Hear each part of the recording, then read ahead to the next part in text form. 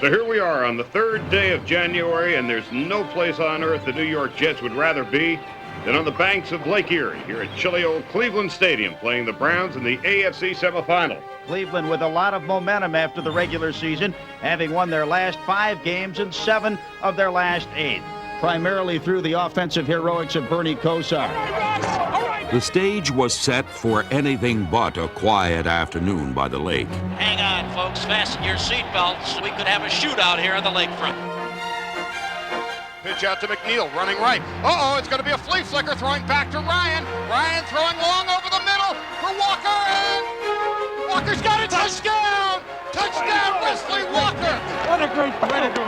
First and 10 from the Jets 37. Fake handoff, fake reverse. Kosar gonna throw deep down the right side. Fontenot wide open at the 10. 5, touchdown Browns! Indeed, it was a shootout until the Browns ran out of bullets and the Jets fired their final salvo. McNeil finds some room. McNeil still on his feet to the 20, 15, 10, 5, and touchdown! The Jets are going to win this football game. The Jets are going to the AFC Championship. Well, the fat lady hasn't sung yet, but you can believe she's in the wings warming up the pipes. Browns have to score on this drive. 10 points down with 4 minutes to play. Throwing passes at a record pace, Bernie Kosar completed 5 straight as the Browns came back a yard at a time, 68 yards in 9 plays. The final yard came courtesy of running back Kevin Mack, and the Browns were back in it with less than 2 minutes to play. Take him all the way, Bernie. Take him home.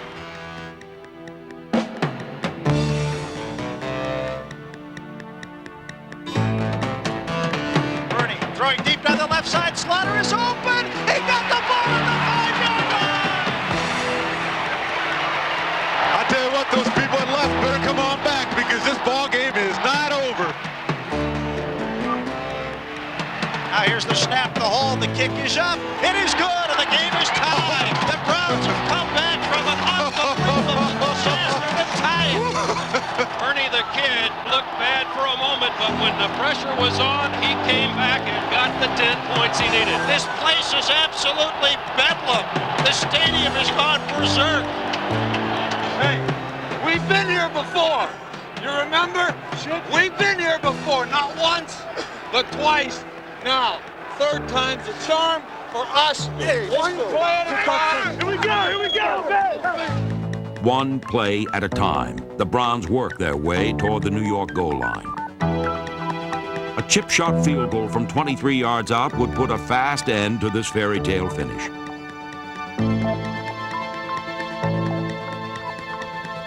But the same man, Mark Mosley, who kicked the Browns into overtime, couldn't kick them out of it.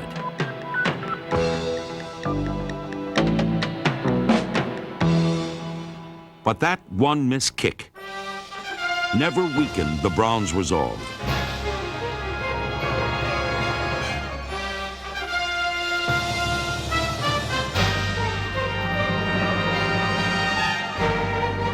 By stuffing the New Yorkers on 3 straight possessions, Cleveland's defense dominated overtime. Going into a second overtime period, the operative word was still patience. 60 yards in 11 plays, and the Browns' clutch performance allowed Mark Mosley the opportunity to redeem himself. Here we go. 37-yard attempt. The kick is up. It is good. The Browns have won the game. The Browns have won the game in double overtime, and the stadium has gone berserk. Cold history will never be able to transmit the range of emotions felt by one team thinking it had lost only to win, and another thinking it had won it all only to lose. A young quarterback today threw for 489 yards to bring his team back in the final 3 minutes of regulation play. The stadium is pandemonium here. Cleveland Municipal Stadium has never seen a sight like this in its storied tradition. A double overtime 23-20 Browns victory. You've heard it. The Jets have won this ball game, and the Jets are going to the AFC Championship game. Well, as some guy once said, it ain't over till it's over, and that's what makes a great comeback one of the most memorable events in sports. Just when you think it's time to put out the fire and call in the dogs, the unbelievable happens. It doesn't happen often, but when it does, it's unforgettable. Hi, I'm Paul Maguire, and I've spent more than a few Sundays in this press box at Rich Stadium, home of the Buffalo Bills. It's also the site of the single greatest comeback in NFL history. For the next hour, we'll take a look at 15 of the most improbable comeback wins ever, not necessarily in the order of their importance, because they all have their own special qualities. We based our choices primarily on how far a team had to come from behind to win. What we're talking about here are teams who had every right to abandon all hope. There is no greater glory in competitive games than coming back to win. And when I hear the word comeback, I first think of one guy who became known as Captain Comeback. It's on two. It's on two. 23 times in his career, Roger Staubach guided come-from-behind victories in the fourth quarter. 14 of them with less than 2 minutes to play or in overtime. I think the biggest thing about Roger was the fact that he never quit. It didn't matter how much the Cowboys were down. I remember in San Francisco, they were ahead of us 14 or 15 points, and it was 3 minutes to go or something, and they were coming by our bench and hollering obscene things at us and calling us losers. They laughed at us. They were making fun of us during the game because they were really enjoying having the upper hand on us. They didn't think there was any way because our offense was sputtering. We were doing absolutely nothing. And then Coach Lander decides to put Roger in, and I tell you, it was like a 180-degree turnaround in offense.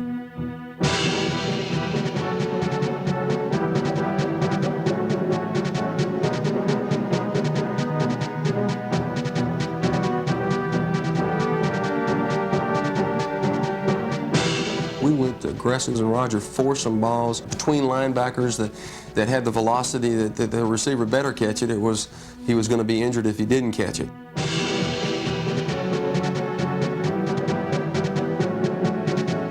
Staubach to Billy Parks pulled the Cowboys to within 5 points. But with barely a minute remaining, Dallas still needed the ball back. We had this foreign kicker from Austria, Tony Fritz. He used to try all these tricky ways of kicking the ball. And he used to do this thing where he'd run up to the ball and run past it, and he'd kick it behind his back. So we got on the field, and they said it was going to be an onside kick to the right. And when Tony went up to the ball, it looked like, from San Francisco's point of view, that the ball was going to be to the left. But when he crossed over, he went past the ball and then kicked with his left foot behind him, and it tricked him just enough for us to get the jump on the ball, and Mel Renfro recovered it.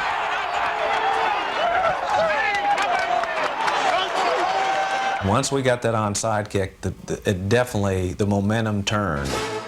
We got the ball back on the onside kick, and I scrambled for a first down and hit another pass to Parks, and it was the most unbelievable comeback because we were totally out of it. There wasn't even a pulse at one time during that game that we were going to win that game.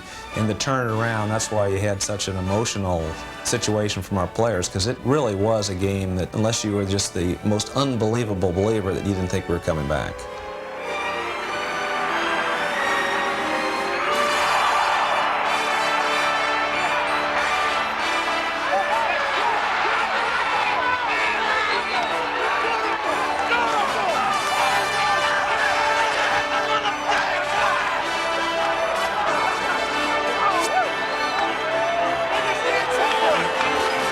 It was the beginning time for the great comebacks that Roger is so well known for throughout his career. When we won that game against San Francisco, from that moment on, we always believed that we could win the ball game.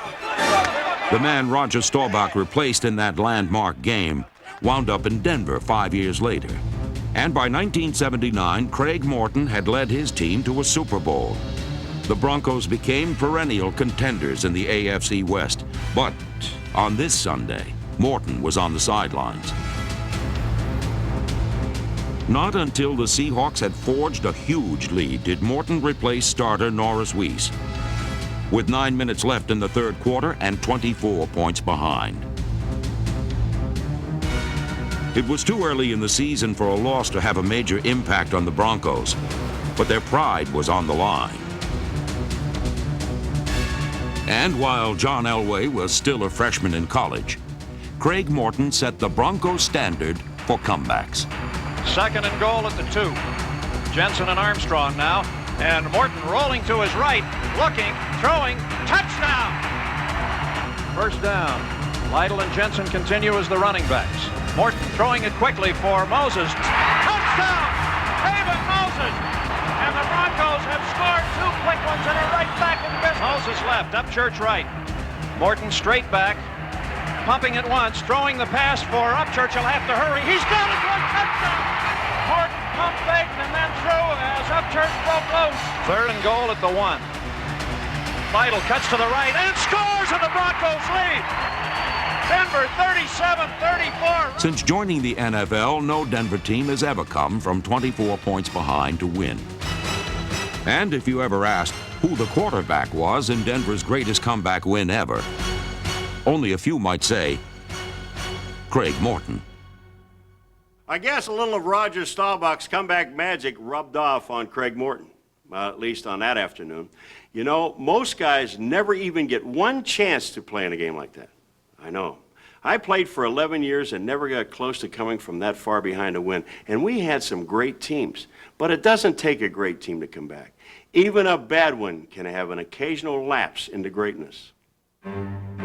Since winning 2 division titles in the mid-'70s, the Cardinals have not contended for much other than the first pick in the college draft.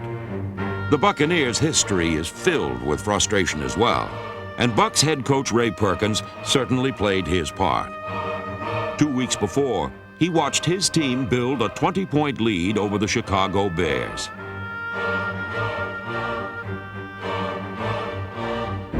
Somehow, somewhere, it vanished in the glare of the South Florida sun.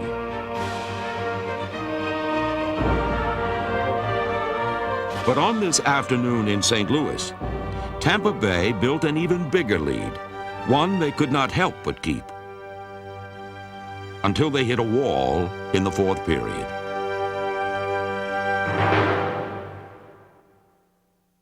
It's been said that the sooner you fall behind, the more time you have to catch up. Well, the Cardinals had less than 15 minutes. But after a play-action pass to Stump Mitchell lit the fuse for the Cardinals, St. Louis detonated an explosion of points. Lomax on the option to the left side, raises up, throws in zone. Caught, touchdown, A-Wall. Robert A-Wall. Second down play, they pitch it left to Wilder. He cuts across the 20 and fumbles the ball. The Cardinals have it. Nico Noga at the 10. Touchdown, Nico Noga. From the Tampa Bay 11, J.T. wide right. Lomax dropping, setting, looking, looping it toward the end zone. Touchdown! J.T. Smith! 3rd and 6 from the Tampa Bay 16. Lomax drops. Here comes the rush. Slops it toward the end zone. All right! J.T. Smith! Touchdown! The 28 unanswered points represented the greatest 4th quarter comeback in NFL history. A quick postscript. Ray Perkins returned to college coaching 3 years later and in 1992 posted a 1-10 record at Arkansas State. That same season, former Cardinals head coach Gene Stallings won the national championship at Alabama. Championships are something the Detroit Lions used to win in the 1950s. But after a long dry spell, the men from the Motor City turned out a winning model in 1991. After the Minnesota Vikings coasted to a 17-point lead, the Lions showed they too have comeback character. And they waited until the final quarter to prove it. It was evident this would not be a year when the Lions snored. Rodney back to throw. Sets, looking right, fires long, wide open. Clark, 40, 30, near side, 20 to the 15, to the 10, 5, touchdown, Lions. Robert Clark, just like that, 68 yards, and a touchdown for the Lions. Get busy! Get busy! And it is an onside kick, high bounce, loose ball, and it is, let's see,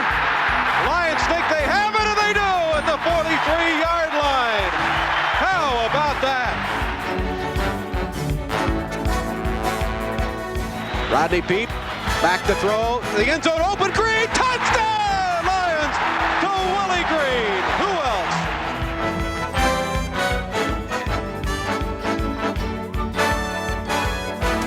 else? There was not much of the road left, but there's always plenty of room for All-Pro Barry Sanders. And it was Barry's late game running that kept the Lions alive as the clock wound down. The Vikings looked like they were standing still, and I think they were out of shape. The Lions' time of possession, having the ball most of the time in this fourth quarter, has done the job. Third down, less than a yard from inside the 15. It's Barry, and he's open to the 10, 5, touchdown! Lions, Barry Sanders, unbelievable! It was the greatest comeback in Lions history. And 10 weeks later, Detroit coach Wayne Fontes earned his first division title.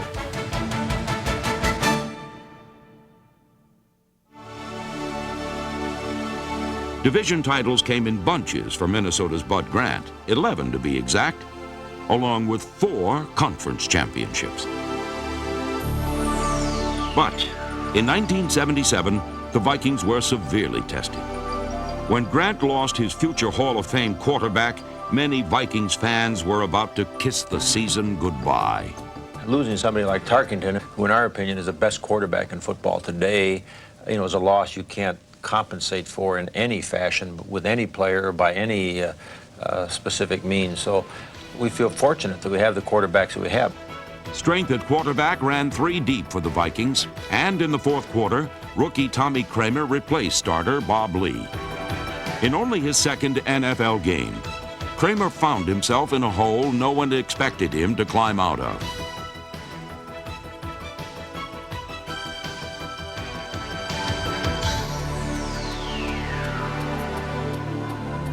Kramer tossed scoring passes to both Ahmad Rashad and tight end Bob Tucker to bring Minnesota to within striking distance. And with 1:38 remaining, Kramer threw the longest touchdown pass of the Vikings season.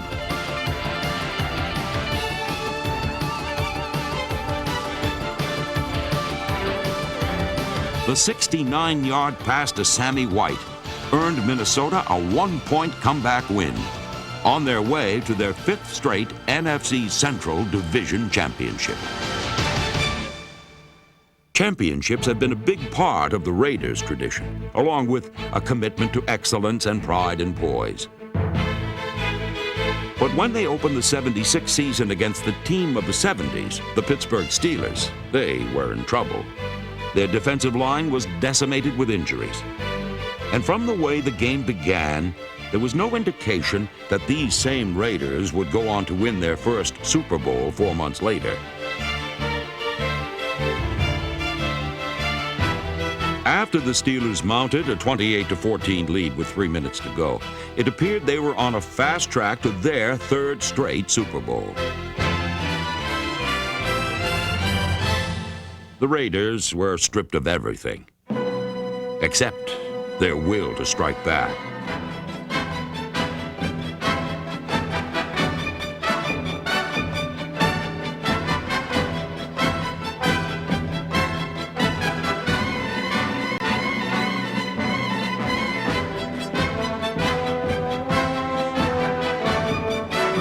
It was at about that time, with 3 minutes showing on the clock, that a snake coiled down, he throws his and struck.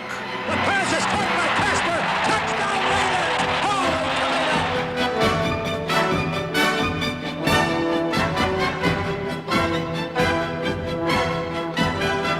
After the blocked punt, the Raiders got the ball back with 1:47 on the clock.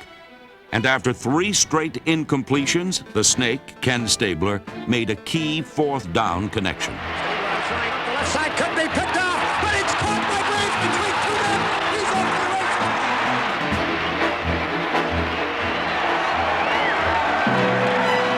But Stabler's biggest contribution came 1 play later.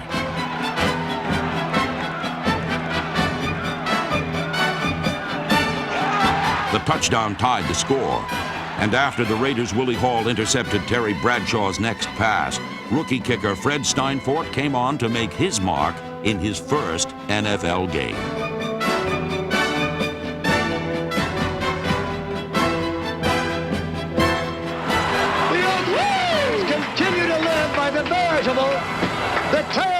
cliched skins of their collective teeth. For years, the Raiders have prided themselves on their silver and black mystique, their pride and their poise, their commitment to excellence. But since winning Super Bowl 18, they haven't been back. Maybe they left their waterfront brand of football back in Oakland. But on one Monday night in 1988, they gathered up some of that old Raider magic and turned the tables on their division rivals, the Denver Broncos.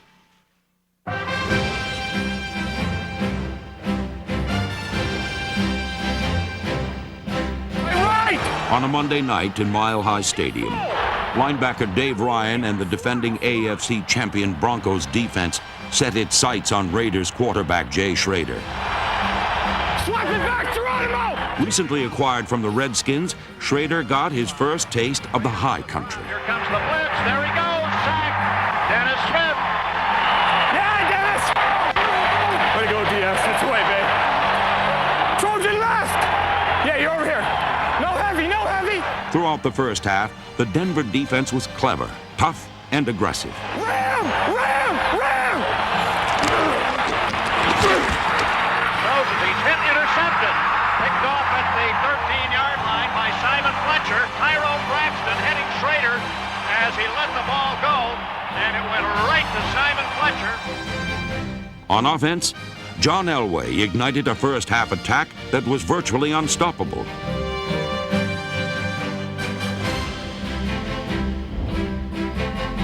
A 35-yard pass was converted to an 86-yard gain by Vance Johnson to set up the first of two Tony Dorsett touchdown runs. Meanwhile, the Denver defense kept pounding out the hits.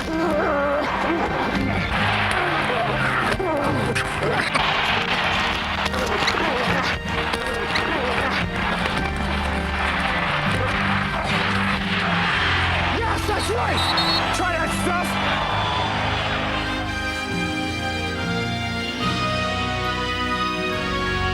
During the first 30 minutes, Denver could do little wrong as the running of Sammy Winder and the passing of Elway to Steve Sewell lifted Denver into a seemingly insurmountable 24-point halftime lead.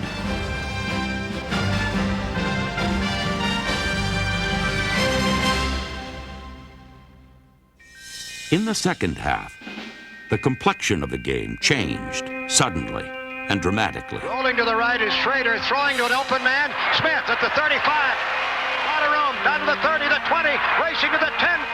Breaks a tackle, touchdown Raiders! Schroeder fakes. Drops one off in the hands of Steve Smith. Left side, running to the 40, down the side to the 30. He's got open field. Touchdown Raiders! The Raiders were storming back and the Broncos could do nothing to stop them. We gave him life, we gotta take it away. We gotta take the life away from him. Here's the snap to Schroeder, inside handoff to Allen. He races for the end zone. Touchdown Raiders! Oh, man!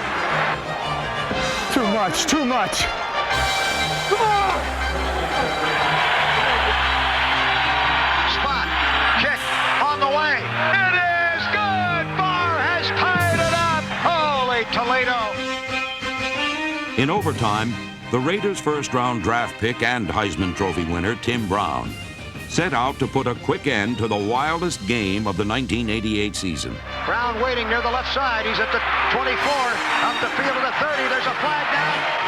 He speeds past 2 men at the 50. He goes past the kicker, 40, 30. There's a flag down. 20, 10, touchdown, but it won't be, I'm sure.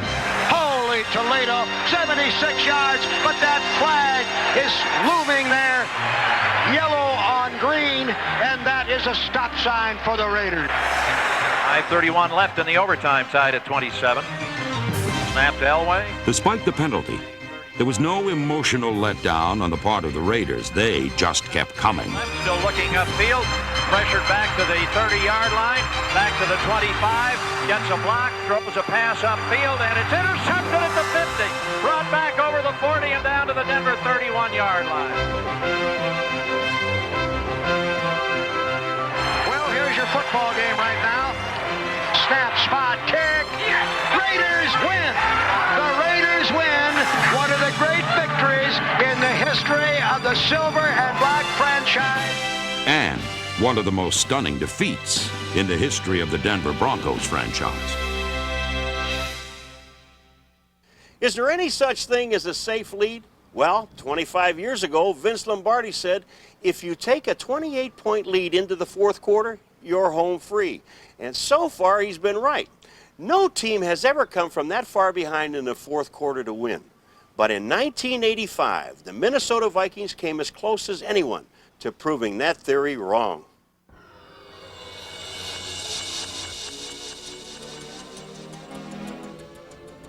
A cold December day in Philadelphia was not the problem for the Vikings. After all, they played outside in Minnesota.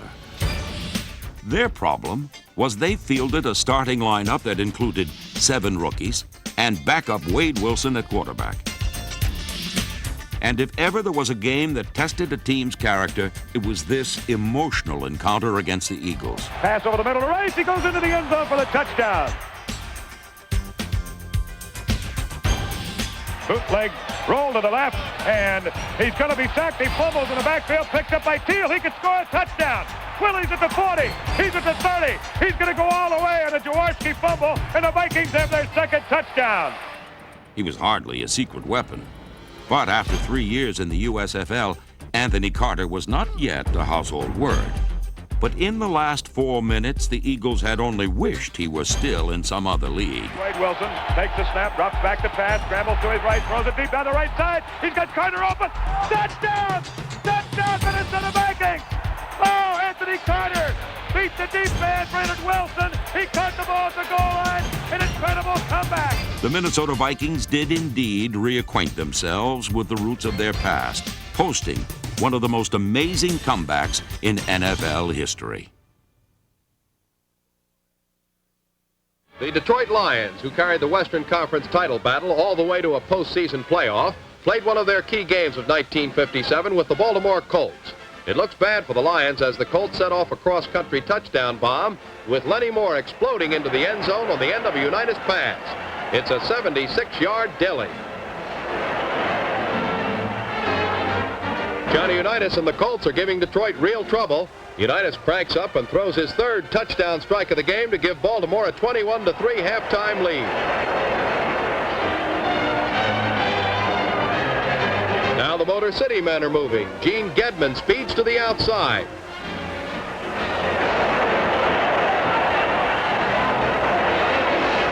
Tobin Rote is running the Lions offense. Tobin's toss is on target to Steve Junker as the Lions now have 10 to the Colts 27. Bobby Lane takes over where Rote left off. Hopalong Cassidy lassos his pass and pounds to a touchdown. Detroit's getting closer, but time is running out. With 3 minutes left, the Lions get the ball again. Lane fires to Cassidy, and the Baltimore lead is narrowed to 27-24. All the Colts have to do is hang on to the ball, but they can't. Yale Larry recovers. The Baltimore bobble on the Colt 29.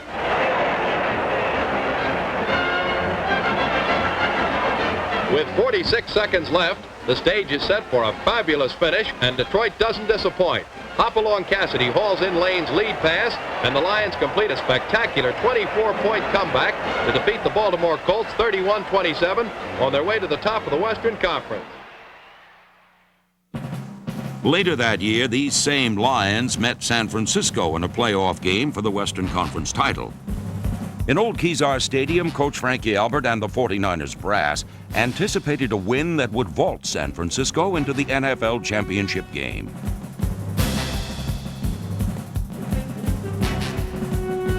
With Y.A. Tittle passing and Hugh McElhenney running, the 49ers jumped to a 24-7 halftime lead.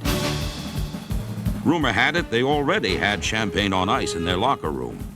And naturally, if I was ahead on a team 24-7, I think we'd be celebrating, and I think that's what San Francisco was doing. We heard a little bit of the celebration and then found out later from some of the players that they weren't drinking the champagne naturally, but they were very confident they were going to be opening the champagne and that their wives had already spent the championship money for fur coats and houses and cars and so on. I suppose we were happy as could be at 24-7 to be leading. And Christensen probably heard that and figured that we felt the game was over, but we certainly knew that we had 30 minutes of football left. At the start of the third quarter, Tittle pitched out to McElhenney. As the champagne got colder, number 39 danced through the Lions' defense for 71 yards. But despite the big gain, it was soon evident that the 49ers' wave was cresting. I really believe that if I would have went in to score at that time, that would have been the end of the game. I don't think they would have been able to catch up with us. After their failure to score that touchdown, the 49ers became cautious, and the Lions' defense held them scoreless for the rest of the game. I don't know why. I think that they would have maintained what they had the first half, continued on the same offensive premise, that we would have been in trouble, but they sort of laid on the lead. With Tobin Rote filling in for Bobby Lane at quarterback, the Lions balanced their catch-up passing game with the run, and running the ball was another backup, second-year man Tom Tracy. And it was Tracy's 2 touchdowns that hurt the 49ers most in one of the greatest come-from-behind wins in playoff history.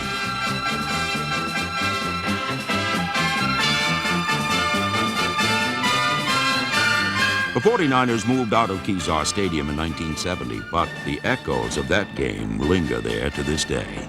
And that's the ball game. With an unbelievable comeback, Detroit's Never Say Die Lions defeat San Francisco 31-27 to capture the Western Conference Championship. So the Lions pulled it off without their Hall of Fame quarterback, and they did it mostly by running the ball. But historically, the real comeback kids are the quarterbacks. The Montanas, the Starbucks, the Elways. And for the past 12 years, no one has submitted comeback credentials as impressive as Bronco quarterback John Elway. Through the 1992 season, Elway has led his team from behind to win 30 times in the fourth quarter. And here is one of his best ever. Let's rock, baby! We got to turn it up! Got to turn it up! It's time to rumble! Oh, yeah! The AFC's top-ranked defense came out swinging. You ain't gonna catch none of that on me today. Unfortunately, the Houston Oilers came out scoring. Hey! Hey! Keep your poise! Keep your poise! Come on, man! Denver's poise was severely tested as Houston scored touchdowns on their first 3 possessions. They want to go deep, man. They want to go deep now. They think they can blow us out. But instead of a blowout, the defense patched up the holes and began battling back, creating ways to get its offense back on the field.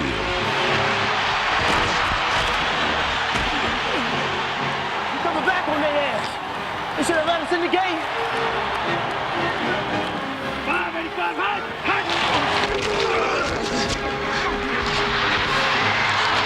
Each time the game appeared to be slipping away, John Elway calmly grabbed the reins and headed the Broncos back in the right direction.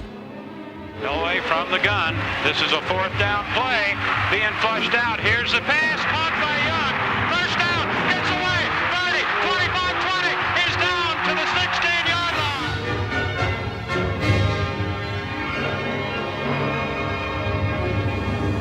Michael Young's clutch effort set up the first of 2 short yardage touchdowns by Greg Lewis, number 41.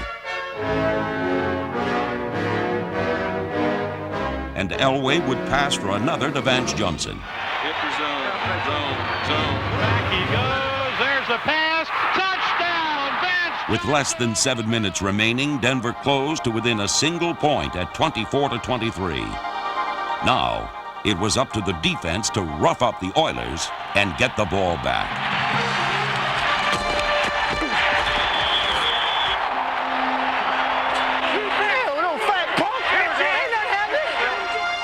With the Broncos' main hope stuck on the bench, Denver's defense, led by Carl Mecklenburg, rose up to stuff the Oilers. The dogged determination of the Denver defense had set the stage for for another legendary comeback. And things looked good until the ball was kicked.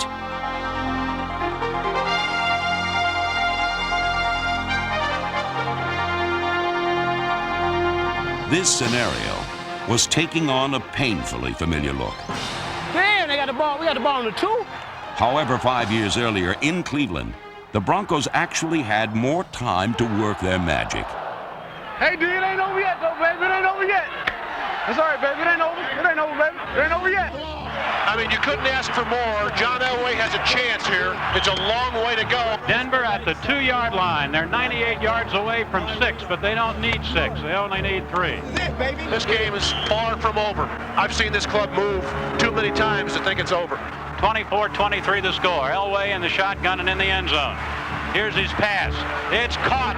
Young makes it out of the 24-yard. Denver had escaped from their own end zone, but 3 plays later, an entire season came down to one very big play. Damn! It's the game right here. 4th and 6. It's the game. We need this. Down to a minute 28. Elway, he's got some time. Flushed out. Rolls out. Being chased. Here's Elway. First down at the 35-yard line. Yeah! Needed that. We needed that, boy.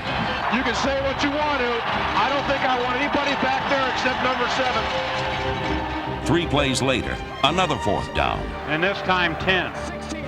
Patient under pressure and calm amidst the chaos, Elway reached deep into his pocket full of miracles to pull out still one more magnificent moment. God dang, come on. Here's the 4th down and 10 play. Elway's got the ball. John is back. Runs up out of the pocket, lets the pass go, it's caught. Johnson to the 40, 35, 30, 25, and out of bounds at the 21-yard line of the Islanders. Oh, my God.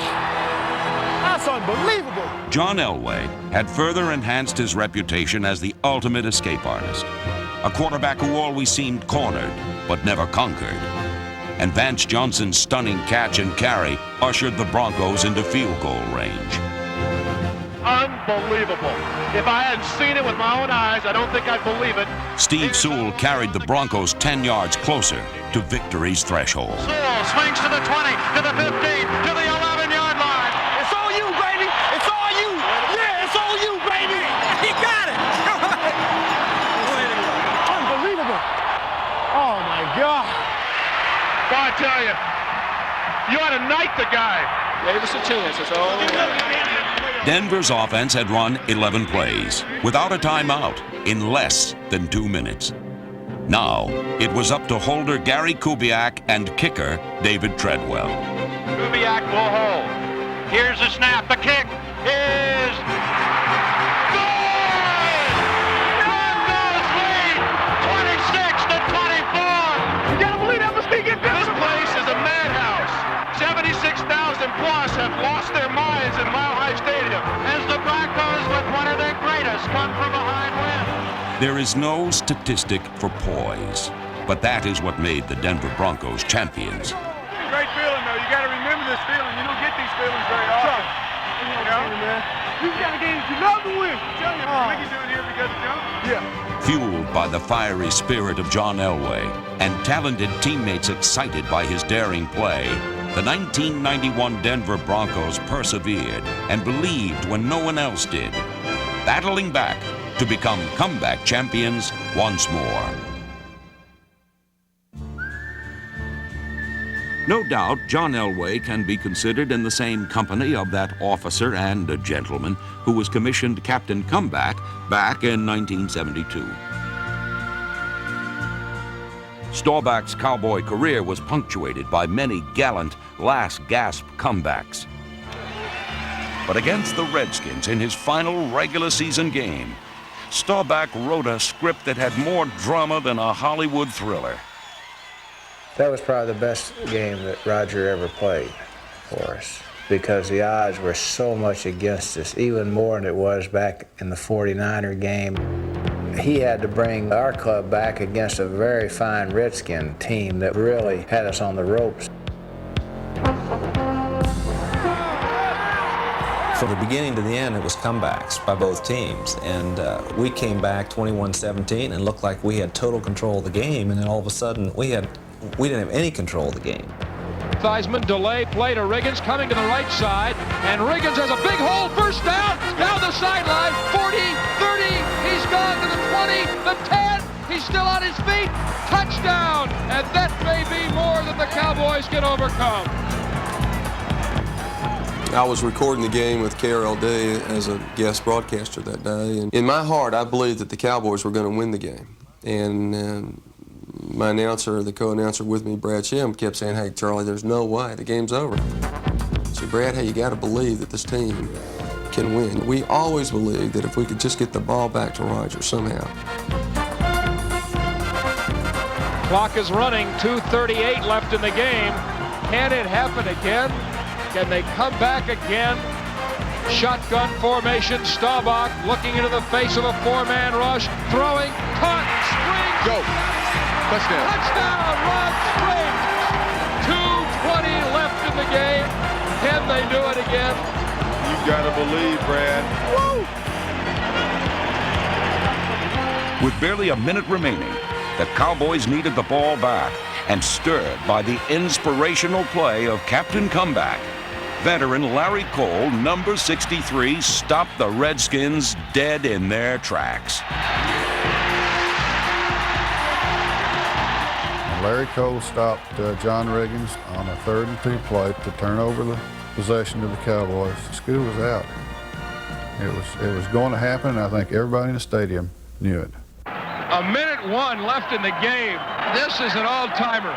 When Roger got in that situation, he was going to win it for you, and everybody felt he was going to win that one. Cowboys at the Redskin 33, 2nd down 10. From the shotgun, Staubach has time, throws, caught, Preston You gotta love them. I mean, you gotta love the Cowboys. They're the most exciting team in the NFL. They can pull it out. 42 seconds left in the game. Redskins lead by 6. How can you live like this, doing this every week? This is what it's all about. This is a killer. 2nd down and 8. From the 8-yard line. No shotgun this time. Staubach throwing in the end zone. Tony Hill! Touchdown! Tony Hill! Oh, the stadium goes wild. Charlie Waters goes wild. It was one of those routine Staubach spectaculars. Simply the impossible may come true. There was none better at that. The Cowboys have won the East. The Cowboys have come from behind twice, unbelievably. I ain't never seen nothing like this. Just another day at the office, Brad. Yeah, just, It proved to be the last hurrah for this legendary Dallas Cowboy. As the cheers for Staubach faded, a future star was waking up the echoes in San Francisco. For 8 seasons, Candlestick Park was home to a franchise in decline until 1980, when Bill Walsh named second-year man Joe Montana as his starting quarterback. Back then, the only team worse than the 49ers in the NFC West were the Saints. But they were unafraid to show their faces despite a winless season, and produced 5 first-half scores.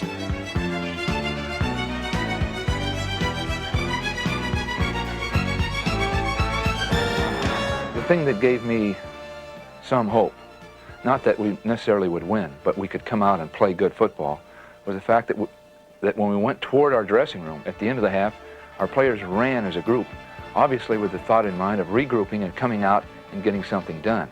So you could sense it as you went toward the dressing room that we were not a beaten team.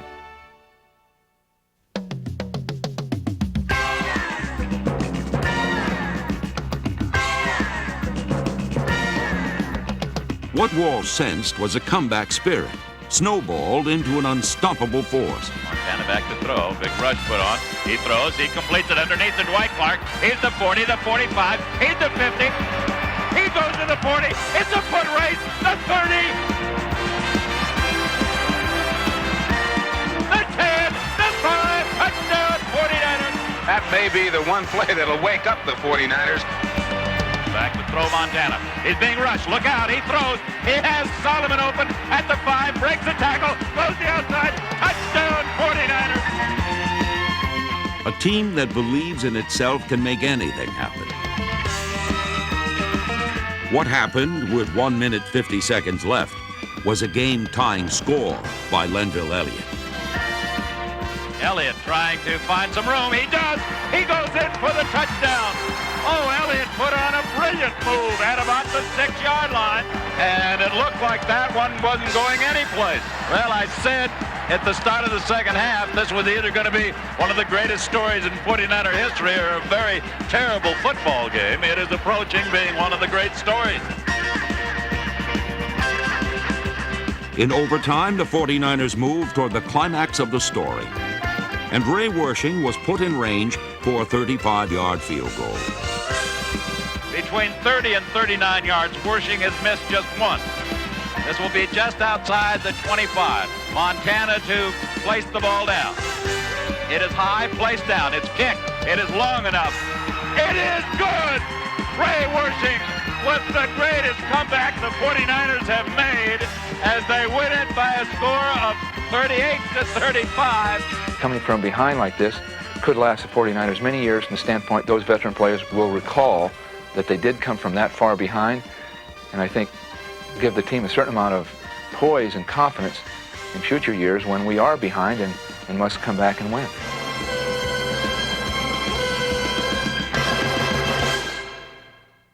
Montana, Staubach, Elway, each has orchestrated their share of comeback drama, but none of them have ever been behind by 32 points and won, ever. And in this very stadium in January 1993, backup quarterback Frank Reich and the Buffalo Bills found themselves so hopelessly out of it that over 10 million Americans turned off their television to pursue other interests. What they missed was the wildest wild card game ever. Fasten your seatbelts. It's playoff time. The Bills and the Oilers ready to get it on in an AFC wild card game. And the road to the Super Bowl, Project Pasadena, starts here at Orchard Park, New York this afternoon. The Bills will have to travel the long way to get back to the Super Bowl this year. They will have to go on the road if they beat the Oilers this afternoon, and they will have to beat them without their number one man, Jim Kelly. Frank Wright will start at quarterback. For the Houston Oilers, it will be their top gun in the run and shoot, Warren Moon. So, as I said, fasten your seatbelts. It's time to play football in Orchard Park.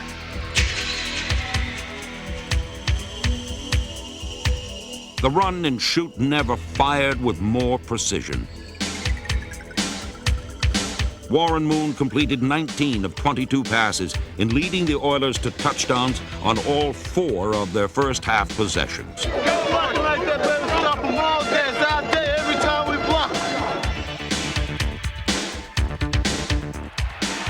looking, lofting it down near sideline. Jeffries at the 5. He's in. Touchdown. Haywood Jeffries, his second touchdown of the game. The 4th touchdown pass for Warren Moon, and it's a 27-3 ball game. You don't play a better first half of offensive football than the Oilers have just played. Tom, it just doesn't get any better. They can't stop you. Backups have played a large part in many great comebacks.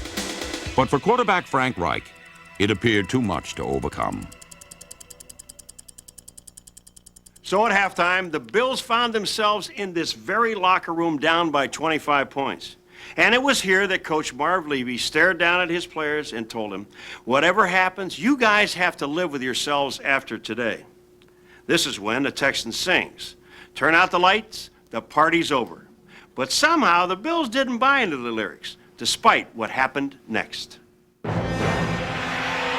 Right from the shotgun. 4-man rush for the Oilers. Right throwing it to the right through the hands of McKellar. It's picked up. McDowell down the far sideline. 40, 30. He misses the man there, and he'll score for a touchdown. Bubba McDowell. Well, you know, the lights are on here at Rich Stadium. They've been on since this morning. You could pretty much turn them out on the Bills right now. Actually, the feeling that you had to have had was that your season was over, but let's go out like men, let's go out fighting. And when we scored a couple of times quickly, you say, well, maybe we got a glimmer of a chance. And then you score another one, you say, you know, we got more than a glimmer, and then it gains momentum for you. Now they overshift, may give it to Carwell here. No, it's Davis running left, trying to get to the corner flag, and he is in for the touchdown. So the Bills have finally scored. To get back in the game, the Bills needed every bounce of the ball to go their way. And a little onside kickoff, and it didn't go far enough. Wait a minute, yes it did. Let's see who got the ball. Yes, sir. Bills may have the ball. You better believe they do. And guess who does it? Christie. Christie got his own onside kickoff, so maybe the Bills can turn it here. The ball was back in Wright's hands, and 4 plays later, it was back in the end zone. Man rush, drops back in the pocket, sails it long, all alone. Beebe at the 10, at the 5, in for the touchdown. Suddenly, Rich Stadium has awakened.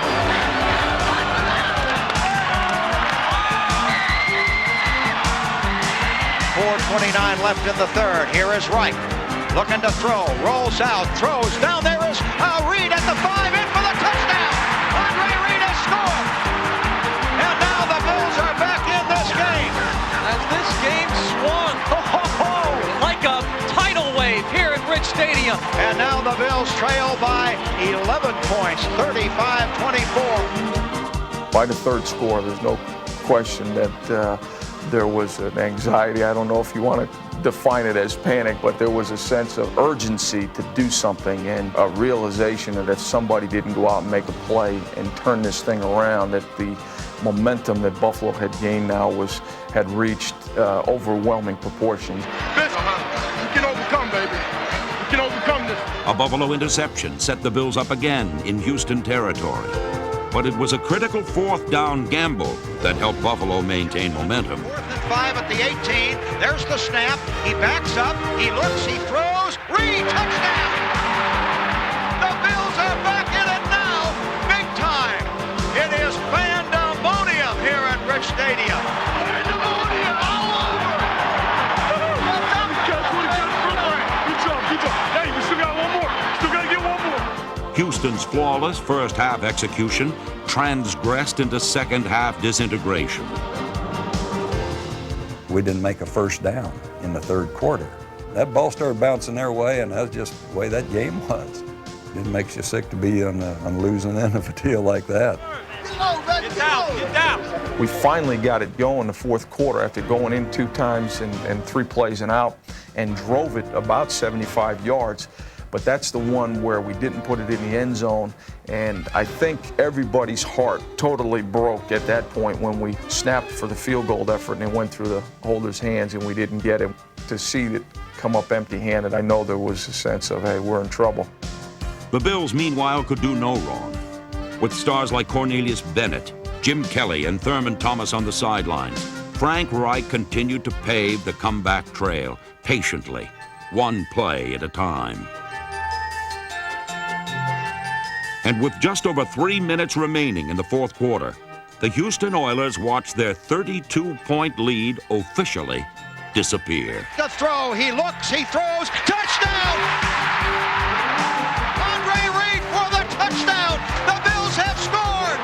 They have scored to take the lead with 3:08 to play in the game. Andre Reed, 3 straight touchdowns, and the Bills are in the lead with 3:08 to play. It is bedlam. It is pandemonium. It is pandemonium. It is fantastic. Listen to this crowd. Can we get a do you believe it band? Do you believe it? They don't want it, baby. They don't want it. The Oilers salvaged some pride after Warren Moon's passing put them in position to force an overtime period.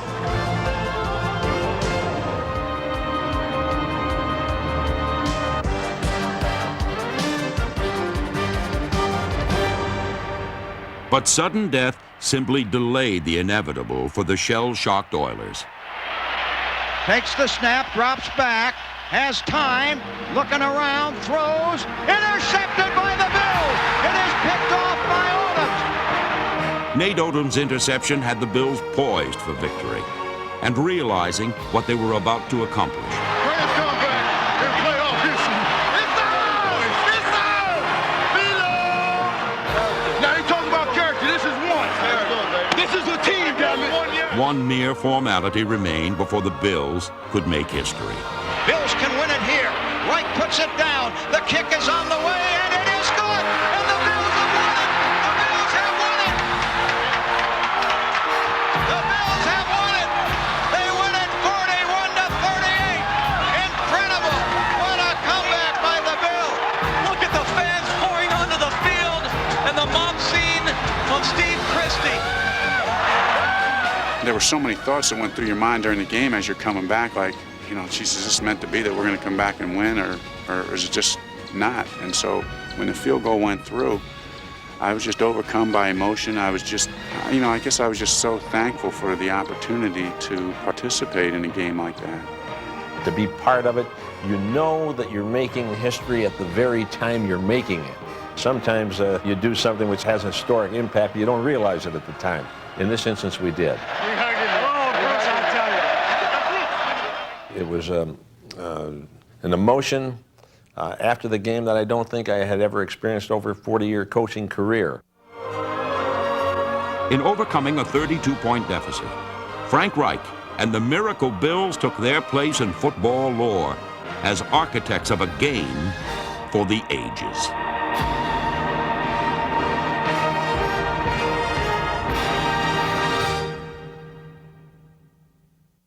So that was it. The greatest comeback in NFL history. The Buffalo Bills. The ultimate champions of a lost cause. Almost as good as winning a Super Bowl? Maybe. For that one afternoon, the Bills drew on all the time-honored sporting gifts. Skill, poise, concentration, strategy, boldness, patience, luck, and a heart to say, never say die.